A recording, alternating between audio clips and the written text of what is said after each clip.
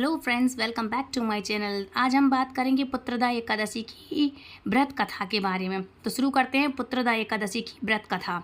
श्रावण मास के शुक्ल पक्ष की एकादशी को पुत्रदा एकादशी कहा जाता है।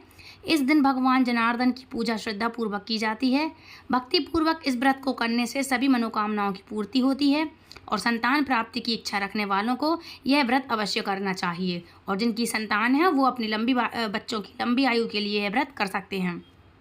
कामदा एकादशी की कथा समाप्त होने पर धर्मराज युधिष्ठिर ने श्रावण के शुक्ल पक्ष की एकादशी के बारे में भी वही सब प्रश्न किए, जिनके उत्तर में भगवान कृष्ण ने कहा, हे पांडुपुत्र युधिष्ठिर, श्रावण शुक्ला एकादशी का नाम पुत्रदा है। मैं इसके बारे में एक प्राचीन कथा सुनता हूँ, जिनके पढ़ने और सुनने मात्र से वाजपेयी यज्ञ का फल प्राप्त होता है। आप श्रद्धापूर्वक इस कथा को सुनिए।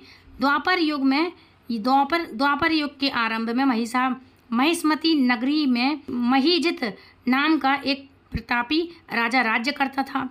उसका बहुत बड़ा राज्य था, परंतु कोई पुत्र न होने के कारण राजा महीजित को राज्य सुखदायक नहीं लगता था। पुत्र प्राप्ति के लिए राजा ने अनेक दान पुण्य यज्ञ हवन आदि उपाय सब कुछ कर लिया, परंतु राजा को पुत्र की प्राप्ति नहीं हुई। वृद्धावस्था आती हुई देखकर राजा अपनी प्रजा के प्रतिनिधियों और विद्वान ब्राह्मणों को बुला करके कहने लगा, हे प्रजाजनों, मैंने इस जन्म में तो कोई पाप नहीं किया। मेरे खजाने में अनन्याय से उपार्जित किया हुआ धन नहीं है, और ना अन्याय से किया हुआ मतलब धन भी नहीं है, और ना ही मैंने कभी देव मंदिर सदगृहस्थों अथवा ब्राह्मणों का धन छीना है। किसी दूसरे की धरोहर भी मैंने अब कभी नहीं ली, और ना ही प्रजा पर अन्यायपूर्ण कोई कर लगाया है।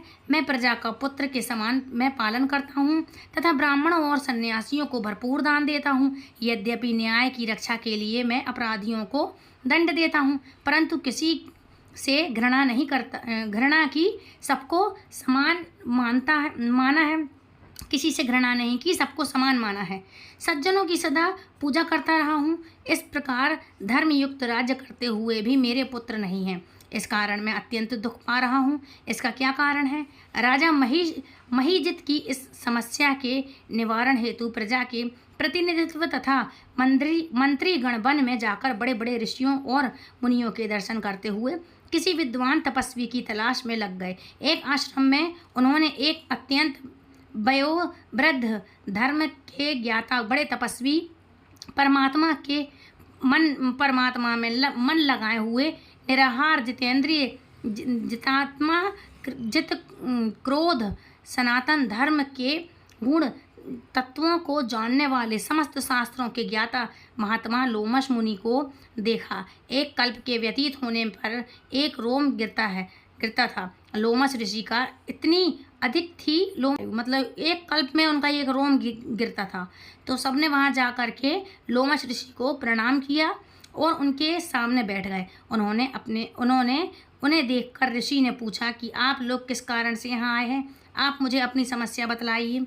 निसंदेह मैं आप लोगों का हित करूंगा। लोमश ऋषि के ऐसे वचन सुनकर सब लोग बोले, हे महर्षि, यद्यपि आप हमारी बात जानने में ब्रह्मा से भी अधिक सामर्थ्यवान हैं, मगर फिर भी हम अपनी व्यथा कहते हैं। महिष्मतीपुरी का धर्मात्मा राजा महीजित प्रजा का पुत्र के समान पालन करता है, परंतु फिर भी वह पुत्रहीन है। हम लोग उसकी प्रजा हैं। अपने राजा के दुख से हम भी दुखी हैं।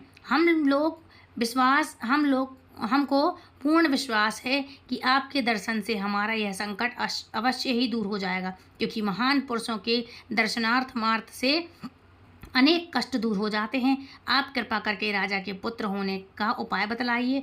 यह वार्ता सुनकर ऋषि लोमश ने थोड़ी देर के लिए अपने नेत्र बंद कर लिए और राजा के पिछले जन्म का वृतांत ज्ञात कर लिया। लोमश ऋषि ने स्नेह सिक्त वाणी में कहा, हे महाभावों, आपका राजा पूर्व जन्म में एक निर्धन वैश्य था।